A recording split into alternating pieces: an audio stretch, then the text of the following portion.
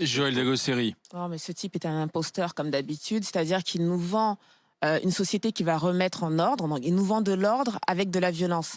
J'ai jamais vu qu'on pouvait remettre une société dans l'ordre en prônant la violence. Et il prône carrément la violence. Qu'est-ce qu'il fait du commerçant ou d'un autre, je sais pas, d'un bijoutier, d'un épicier, à un honnête homme, beaucoup plus que moi, par exemple? Pourquoi est-ce que moi, par exemple, si je suis dans ma voiture, pourquoi je serais pas une honnête femme? Et pourquoi est-ce que j'aurais pas le droit, moi aussi, tout d'un coup, de tirer sur quelqu'un si je me sens en danger? Pourquoi uniquement les commerçants? L'autoriser, t'auras un flingue dans ta boîte à gants et si t'as peur, tu vas pouvoir tirer. Mais tu vois, c'est de la politique du grand n'importe quoi.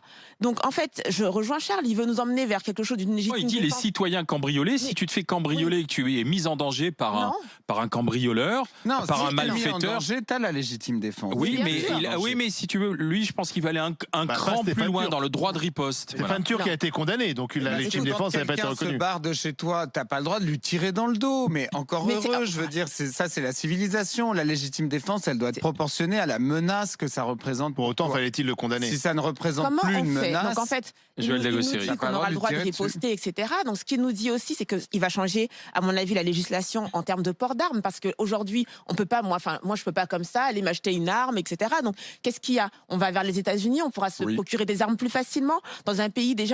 Je trouve déjà que dans les événements qu'on voit, il y a pas mal d'armes qui circulent. Je ne sais pas d'où ils sortent, mais là, il nous dit en fait qu'on pourra s'armer tranquillement. Donc là, il nous vante une autre France. Lui qui défend la France, c'est plus du tout la France, ça. Ça, c'est autre chose. Le Far West. Donc non, qu'il nous donne des mesures pour protéger les policiers, ça, je le comprends parfaitement.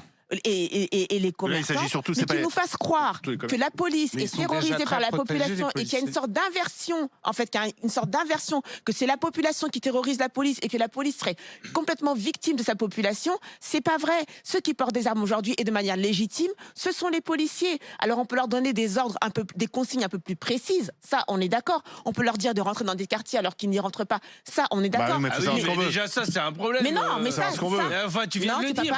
C'est pas pareil de dire à la police, je donnerais des consignes très claires à la police que de dire on est toujours non mais attends, pardon, mais il y a des injonctions contradictoires, c'est-à-dire qu'à la fois on voudrait que les policiers soient partout, mais quand ils y sont, forcément quand ils rentrent dans des quartiers, ça se passe souvent difficilement. Et dès que un jeune va se retrouver au carreau, on va dire oui mais c'est pas possible, ce jeune se retrouve au carreau. Non mais pardon, tu sais très bien que ça marche comme ça. C'est très compliqué aujourd'hui d'être policier. C'est sûr que c'est plus facile. C'est très compliqué d'être policier. Mais qu'est-ce que c'est? Il y a quand même une consigne dans l'opinion publique.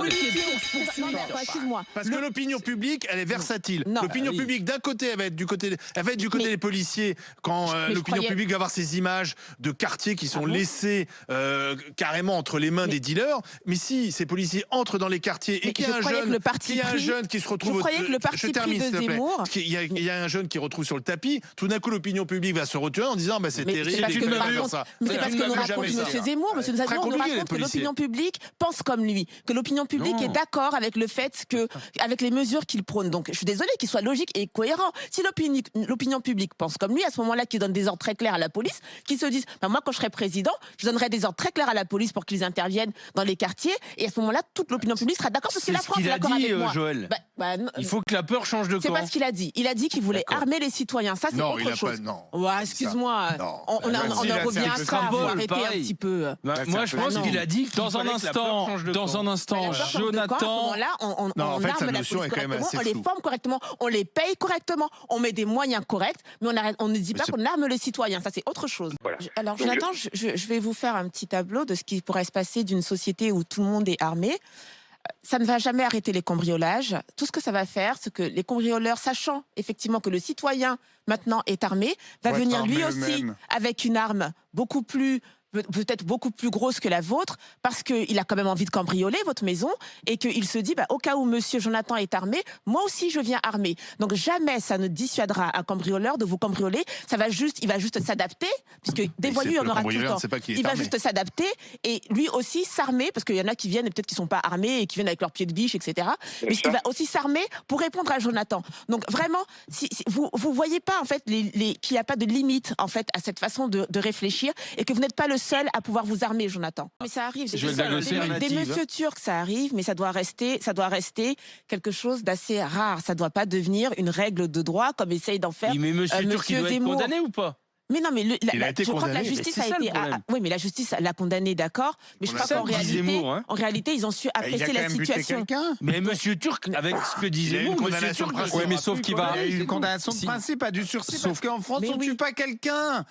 C'est quand même aussi bête que ça. C'est qu'on tue pas quelqu'un pour rien comme ça, ou alors pour une raison qui ne le justifie pas. Mais la France, c'est pas. Mais la France, ça n'est pas la loi du talion. Il y a un cambrioleur qui vient chez toi, il part avec les trucs, tu n'es pas fondé à lui tirer dans le dos. Et puis, est-ce que ça donne du résultat? Ça peut déplaire à certains. Je le conçois. Moi, je trouve que c'est plutôt sain. Il fait un truc comme ça, tout le monde applaudit, ça fait plaisir. Mais le résultat, est-ce que ça nous mène moins de violence? Quand tu regardes aux États-Unis, qui est un pays extrêmement violent, et pourtant ils ont ce type de loi, ils ont une circulation des armes qui est encore plus libre que chez nous, et pourtant c'est un pays qui est 25 fois plus violent que les pays qui sont équivalents en termes de richesse. Donc il y a quelque chose, ça ne donne aucun résultat, on n'a pas vu que ça donnait des résultats ailleurs, pourquoi est-ce qu'on viendrait le prendre? Pourquoi est-ce qu'on prendrait une mesure qui donne pas de résultat? Explique-moi, si c'est pas juste pour flatter des émotions et le sentiment d'insécurité des gens. Non,